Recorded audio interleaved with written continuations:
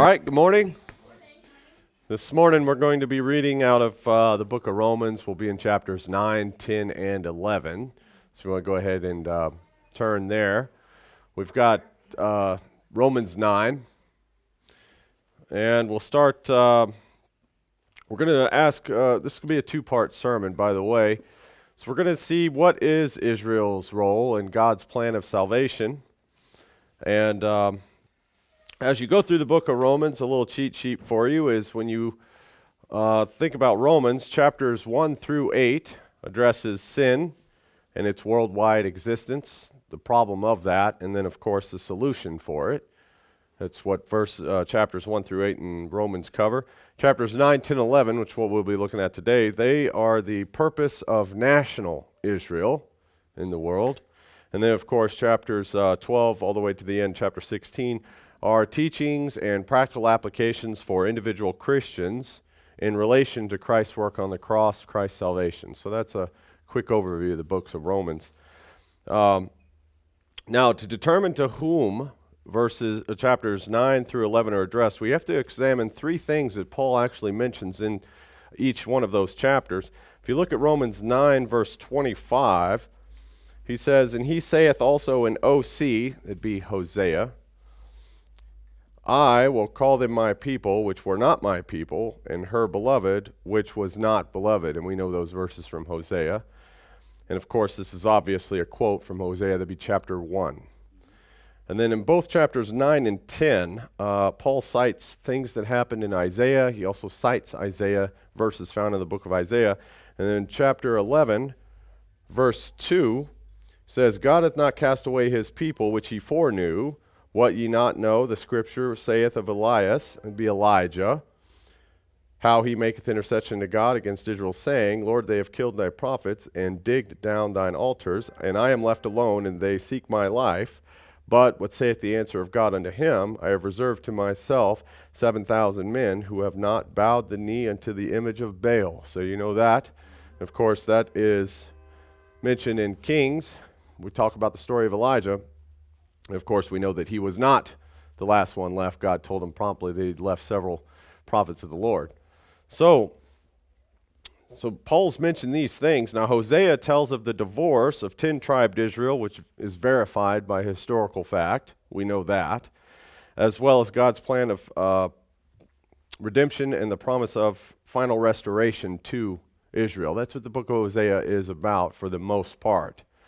Okay, that would be 10-tribed Israels, who Hosea the prophet is addressing. Now, Isaiah prophesied of the 10-tribed Israel, and of course, Assyria, and they would be captured by Assyria. And we know that is also a matter of history and recorded by the prophets. And then, of course, Elijah and King Ahab, that was at Mount Carmel, and that was the test of 10-tribed Israel's religion between Baal and God. You guys know all these stories. So all three of Paul's citations in 9, 10, and 11 are facts that involve the history of Israel, not any other nation. Therefore, the context of chapters 9, 10, and 11 in Romans, by that context, the identity of the Gentiles that Paul mentions can only be Israel, who are who? Well, racial descendants of Jacob, right? So that's easy. Now that we understand that Paul is addressing physical Israel, let's look at Romans 11, verse 1. "I say then, as God cast away his people, God forbid, for I am also an Israelite of the seed of Abraham, of the tribe of Benjamin. God has not cast away his people, which he foreknew." And then, of course, we read 2 through 5, or 2 through 4. We'll pick it up in 5. "Even so, then at this present time, also there is a remnant according to the election of grace." So notice here that Paul associates himself as an Israelite, and to say he is of the same lineage of the people to whom he's addressing, see, because of that word also. So Paul knows who he's talking to, and we do too. Now, according to verse 1, Paul says that God's plan of salvation has not changed for Israel, the national redemption to come. Paul uses Elijah in the events at Mount Carmel to illustrate that God reserves for himself a remnant. See, this is what he's talking about. Now, from whom, then, is this remnant selected? Well, according to Paul and according to who we know he's been talking about, God selects a remnant from among Israel. And according to verse 6, and if by grace there is no more of works, otherwise grace is no more grace. But if it be of works, then it is no more grace, otherwise work is no more work. So, according to Paul, God saves himself a remnant from among Israel by his grace alone, that those he foreknew and those who are presently, both in Paul's day and our own, are part of the remnant. And of course, that has nothing to do with man's works, or it has nothing to do with Israel. It was that Israel had nothing to do with God selecting them. Well, we've talked about that the last few weeks. Now, this verse 6 here is not to be used as a law versus grace argument. Paul never preached that. However, some churches do preach that this verse 6 here is all about no more works and it's impossible to get by, which, one thing I have to say is when I was looking at Romans chapter 11, I have several books on Romans in the library, one of which I had grabbed is the Romance on Romans. It took me a while to figure out what this guy was talking about, but he's talking about the reservation of the nation here, God's salvation.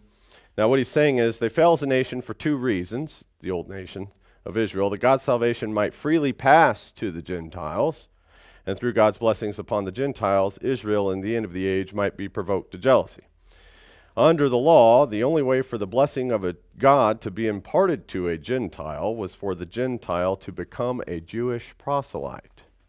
Okay, now he's got it all turned around backwards, and he's saying they really have a hard time with this works grace thing.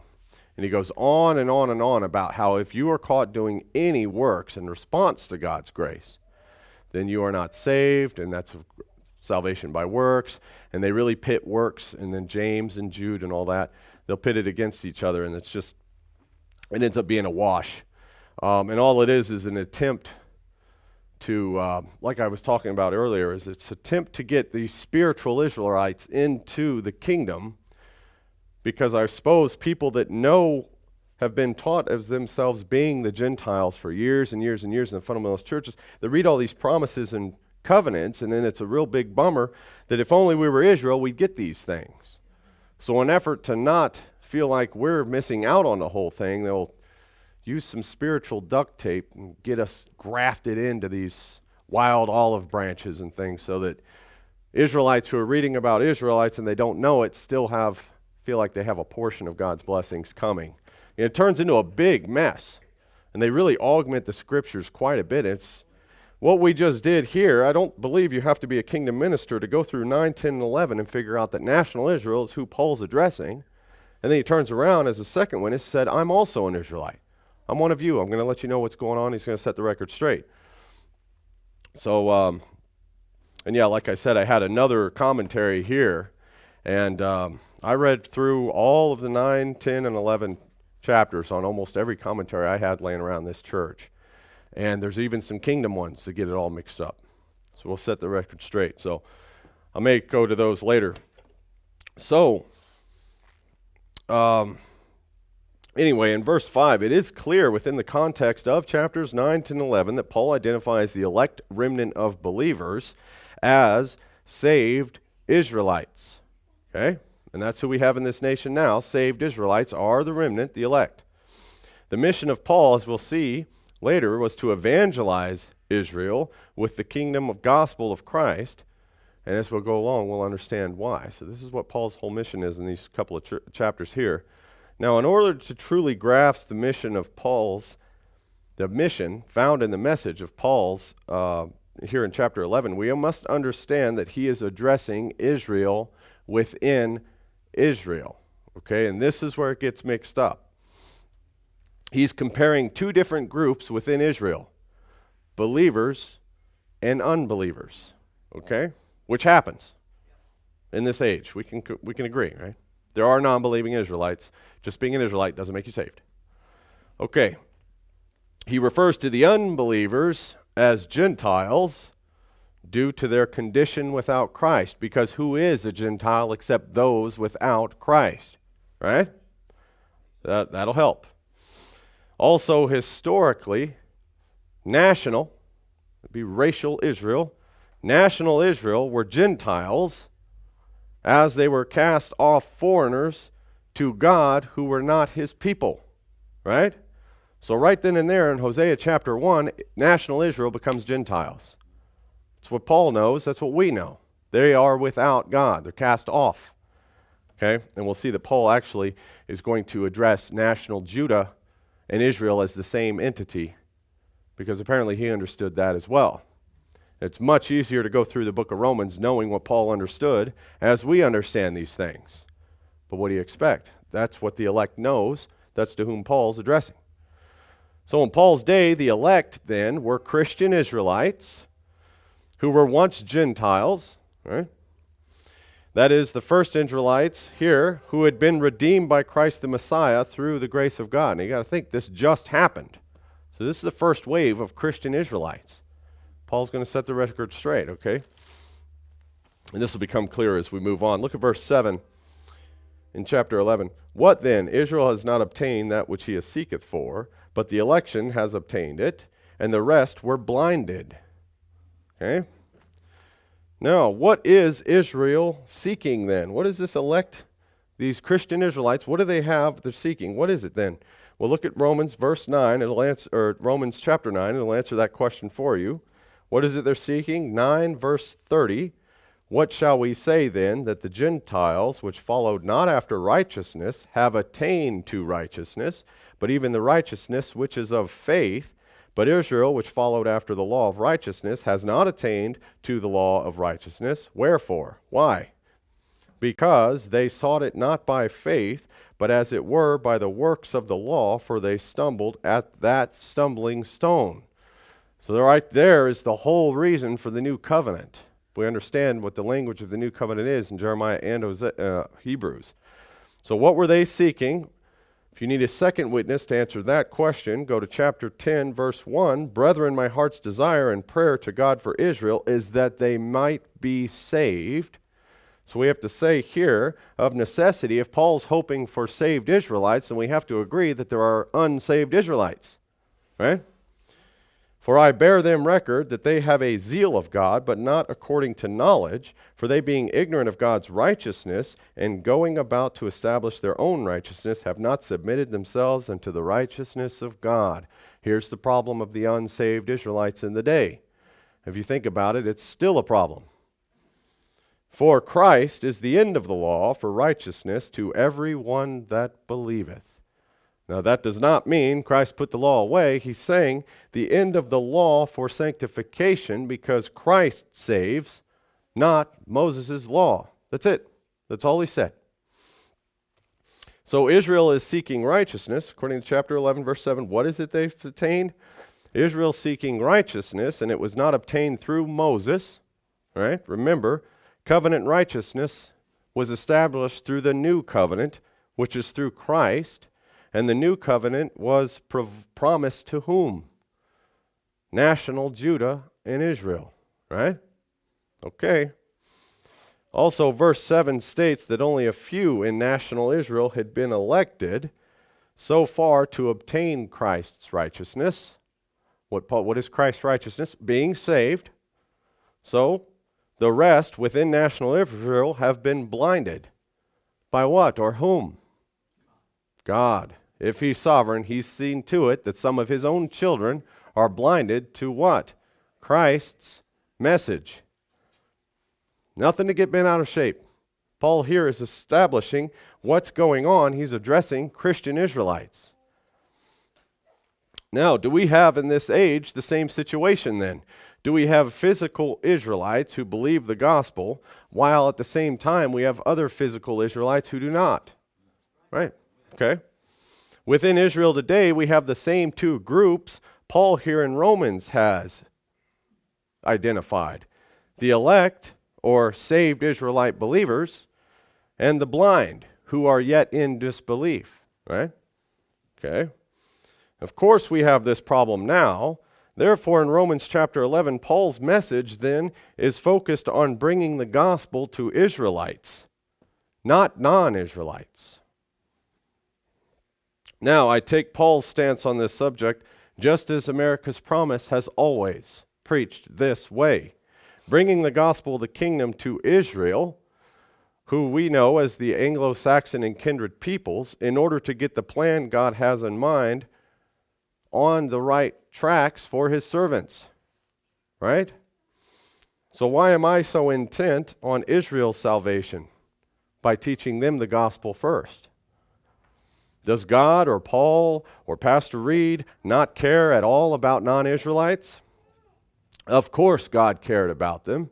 Of course he still cares about them, as Paul did and as I myself do. So we have believing Israelites who aren't blind. The scales are gone. Why? To what end does God reserve an elect remnant here? If Paul's only interested in saved Israelites and preaching to them, and America's Promise has almost always had the same exact stance Paul has here in chapter 11, then for what?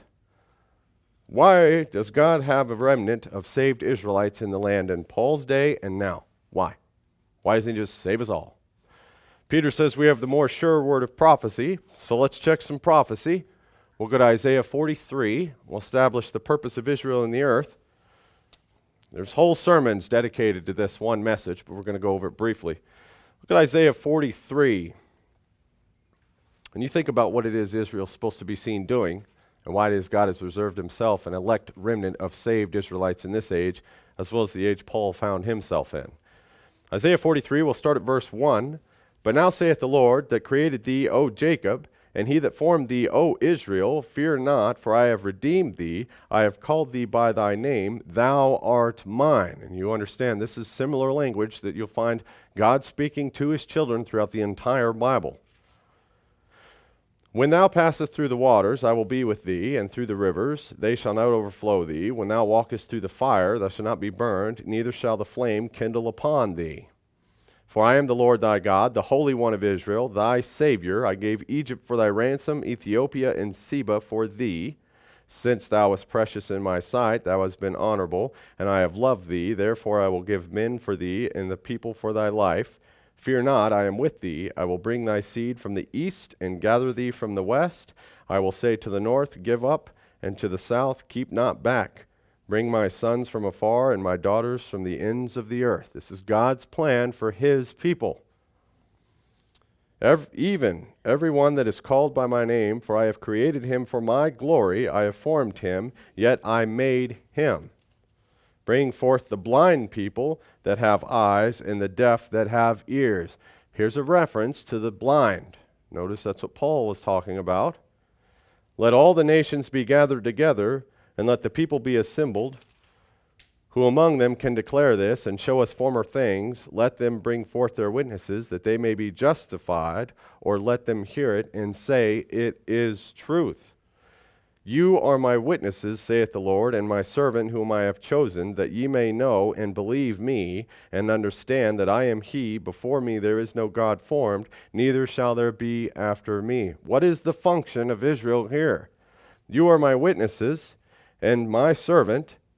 Believe what I say. For what? So that we can declare it to the other nations.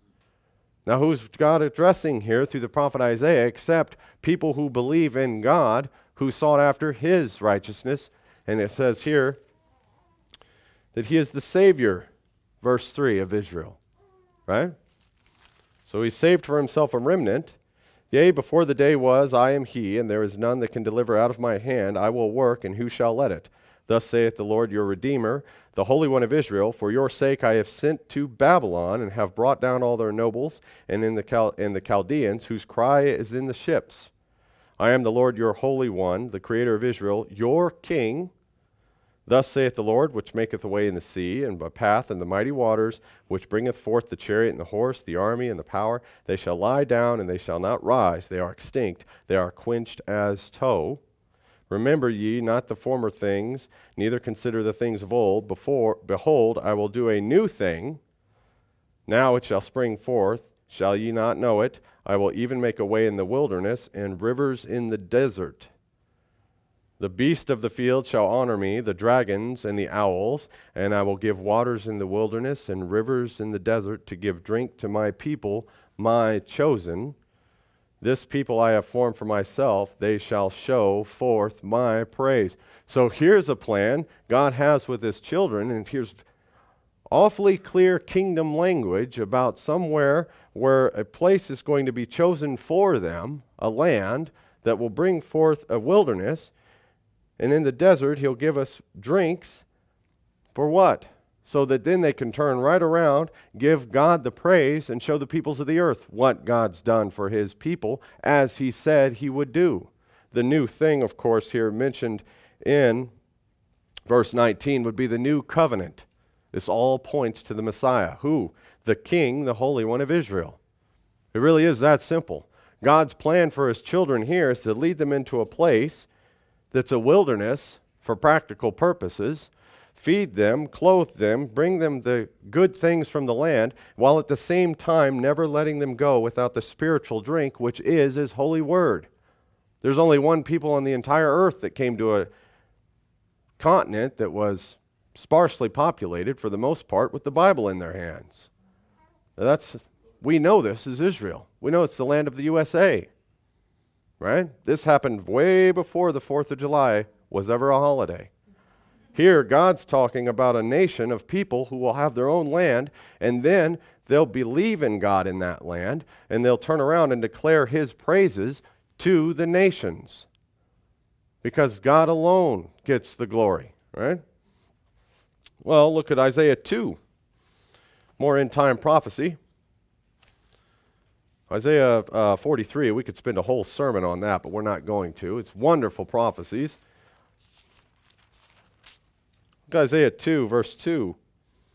Well, we'll start at 1. We'll get the context. The word that Isaiah, the son of Amos, saw concerning Judah and Jerusalem. And it shall come to pass in the last days that the mountain of the Lord's house shall be established in the top of the mountains, and shall be exalted above the hills, and all nations shall flow unto it. And many people shall come and say, Come ye, and let us go up to the mountain of the Lord, to the house of the God of Jacob, and he will teach us of his ways, and we will walk in his paths. For out of Zion shall go forth the law and the word of the Lord from Jerusalem. Right there is a composite of the purpose of Israel in the nation today. Right there. Micah 4 is a parallel. We'll look at that very quickly. Micah 4, but in the last days it shall come to pass that the Lord of the house of the mountain of the house of the Lord, students of Bible prophecy will recognize that the word mountains in end-time prophecy is indicative of nations or peoples. So here, that the mountain of the house of the Lord shall be established in the top of the mountains, and it shall be exalted above the hills, and people shall flow unto it. So one of these days, God's chief nation will be Israel. And many nations shall come and say, Come and let us go into the mountain of the Lord, and to the house of the God of Jacob, and he will teach us his ways, and we will walk in his paths. For the law shall go forth out of Zion, and the word of the Lord from Jerusalem. We understand that Jerusalem mentioned there, and that Zion is in this nation. We're not about to start looking for it over there in the old land of Palestine. And he shall judge among many people, and rebuke strong nations afar off, and they shall beat their swords into plowshares, and their spears into pruning hooks. Nations shall not lift up sword against nation, neither shall they learn war anymore. So here's a promise of end-time prophecy, of peace on the earth, after Israel establishes herself as the chief of nations, and somehow all wrapped up into one is God's law being taught and obeyed by Israel first, and then taught to the other nations, who will turn and then be fascinated by the blessings God's bestowed upon his nation, his children, this mountain of the house of the Lord, you see. So, now look at verse Micah 4:4. But they shall sit every man under his vine and under his fig tree, and none shall make them afraid, for the mouth of the Lord of hosts has spoken it. There's no qualifiers here to the end-time prophecy, except God has said that he's spoken it, which means it will happen. And here we see, but they shall sit every man under his vine. There seems to be some economics here concerning the kingdom age. And I was asked about this earlier this week, about, they were talking about cryptocurrency, electric money, electronic funds and things like this, Babylon's machinations against the way we do business now. And people are like, well, Reed, we're going to have to go back to bartering, aren't we? Now, there is a little story in Acts after the Pentecost, you recall, about the bartering system the apostles and the believers there set up for one another, right? I think that that's a shadow and type of the kind of economics that may be present in the new kingdom age. But you have to understand, the kingdom age is not just one. There's several layers to it, ages upon ages and aeons upon eons, that we ourselves do not understand. However, here it seems, they shall sit every man under his vine, that whatever it is that you work for will be yours. It will not be confiscated by tribute or taxes, right? That's kingdom age. And apparently, if you're tending vines, there seems to be work to be done in the kingdom, of course, and a whole lot of it. For all people will walk, everyone in the name of his God, and we will walk in the name of the Lord our God forever. Now, this is kingdom age prophecy, so people are walking around according to their gods. But one day they will walk around, we will be seen walking after our God, right? In that day, saith the Lord, I will assemble her that halteth, and I will gather her that was driven out, and her that I have afflicted, that would be Israel. And I will make her that halted a remnant, and her that was cast off a strong nation, and the Lord shall reign over them in Mount Zion from henceforth even forever. God's plan with Israel.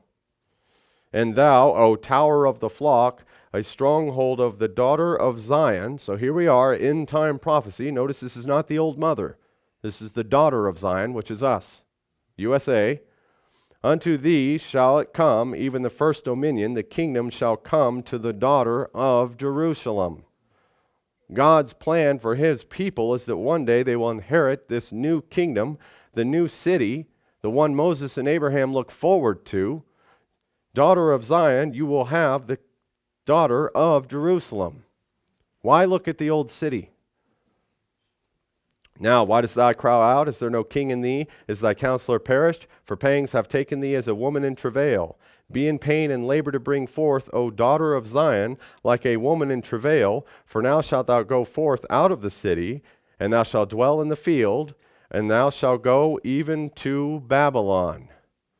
So apparently, end time Israel within their own land is going to be among tares, right? As God said we would be. There thou shalt be delivered. There the Lord shall redeem thee from the hand of your enemies. So this is all happening right now. It's only with kingdom age prophecy that we can see this in our own nation. But you see, you have to understand, as Paul did, who this is addressing. The USA, Babylon is among us. Now also, many nations are gathered against thee, right? That say, let her be defiled, let our eye look upon Zion, right? But they know not the thoughts of the Lord, neither understand they his counsel, for he shall gather them as sheaves into the floor. Arise and thresh, O daughter of Zion, and I will make thine horn iron, and I will make thy hoofs brass, and thou shalt beat into pieces many people, and I will consecrate their gain unto the Lord, and their substance unto the Lord of the whole earth.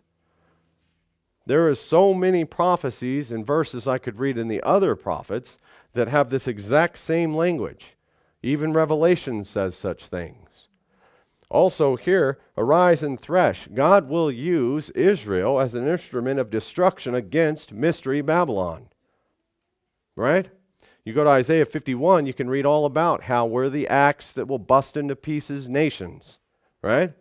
The rod in God's hand will be the people who live in a place called Jerusalem, who have the law, which is what that Zion city there means, who God will then use to destroy Babylon. And then the kingdom will be on earth, after which it'll be national Israel's responsibility to spread the word about the Lord of the earth. To whom? Well, if it's only Israel that's being saved, then we're out of a job. It must be the other nations. It must be that. God's plan focuses heavily on redeeming Israel first, so that they can finally accomplish what he's called us to do. And what is that? Well, according to what we've just read in Micah and Isaiah, we're to be a blessing unto all families on the earth through Christ. Right? In modern churches, in modern Christianity today, God's gospel's been turned all the way around. It's been preached incorrectly and with such gross error that the truth of the matter becomes strange. Now that's a matter of prophecy. We'll look at that as well. Look at Hosea 8. Hosea 8, look at verse 11. Because Ephraim has made many altars to sin, altars shall be unto him to sin. I have written to him the great things of my law, but they were counted as a strange thing. So here, in the midst of idol worship, Ephraim, which is a nickname of end-time national Israel, God's word, the truth of God's word, and his law have become a strange thing to the people that hear it. And you can read all about that in the old kings, and how when they saw the law, even Jeremiah went up and said, hey, this is not the way the book says we're to be doing it. And there was a strange thing to them. As a matter of fact, it disturbed them so much they threw him in a well for it. I suppose somebody was going to lose some money. But as we continue in this study, which we will do next week, I'll encourage you to read the entirety of chapter 11 in Romans and do your own study, and keep in mind that the purpose of this part of Paul's letter to the Romans is communicating to Israel, and it concerns what they're to be doing. I would heartily recommend you read chapters 9, 10, and 11 in Romans, since there's a continuity to be found in those. Okay? And I'd ask you to email me or call me with your own conclusions on your own Bible studies. You're free to do that. I'll review them this week. But the title of this sermon, of course, is Provoke Them to Jealousy, and we'll read that verse very quickly back in Romans 11.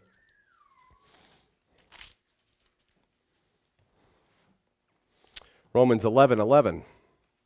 I say then, have they stumbled that they should fall? God forbid. But rather, through their fall, salvation is come unto the Gentiles for to provoke them to jealousy. Now this little verse here, if you read 4 or 5 commentaries in a row, you're going to get 4 or 5 different methods this has been explained. Okay, and a lot of people, for the most part, people say, okay, so what's going to happen is, the plan of salvation, God's plan of salvation, of course, was to come down on earth and save his Jewish people. Well, the Jewish people hate Jesus, they killed him, and they lost out, and Jesus had no other choice but to go to these non-believing other nations, Gentiles, spread his gospel to them. They're going to be so hardcore in their Christian beliefs that they're going to stir up feelings of jealousy in God's original chosen people, the Jews, and then they're going to turn and evangelize the world. There'll be 144 Jewish Billy Grahams, just like Hal Lindsey said. Kingdom commentaries, however, I said, well, that's not right, obviously. God's no fool. He didn't fail. The people he preached to are the same ones that still believe it today, if you know who he preached to, right? They couldn't preach to everybody. Some of them had already been deported off, right? That was the mission of Paul and the rest of them, to go tell the guys that hadn't had the word yet.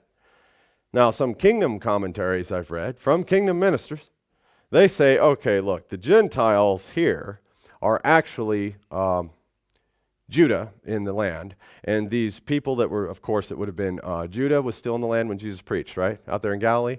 So you'd have had Judah, you'd have had a portion of Levi and Benjamin as well, right? That's why Paul's a Benjamite sitting in the area. So they say, well, the Gentiles here, the tribe of Judah, Levi, and Benjamin, upon hearing the gospel from Paul and Jesus and the rest of them, they're going to become such hardcore believers that they're going to stir up jealousy in the nations that have been scattered, which leaves no room for anybody ever hearing the word and believing it other than Judah and Israel, which confounds to observable things we can see this day, which are non-Israelites who happen to be believers in Jesus Christ the King, right? So that doesn't work. So we're going to figure out what this means next week, because we know it's not a case of us Gentiles believing so much in Jesus that the Jews are going to get jealous of us and then they'll believe in him. And we know it's not a case of just a little teeny portion of Judah believing so hard that the rest of Israel's going to turn and believe, because that doesn't make any sense, because you'd have to throw out almost every prophet in major and minor on these other nations we're supposed to be spreading the word to. Other nations of who? Well, Paul says God's plan is to save Israelites first so that then they can evangelize the earth. Paul got that idea by reading the same prophets we just read this morning. It all adds up. Any other commentary that goes against that isn't harmonizing what Paul's trying to explain to the Israelites of his day as to what he read in the scriptures. And you notice we started off this morning with Paul quoting things that came out of Hosea, Isaiah, and Israelite history. So Paul must have understood something these commentators don't. And we'll get to the bottom of that next week. That's all I have for today, folks.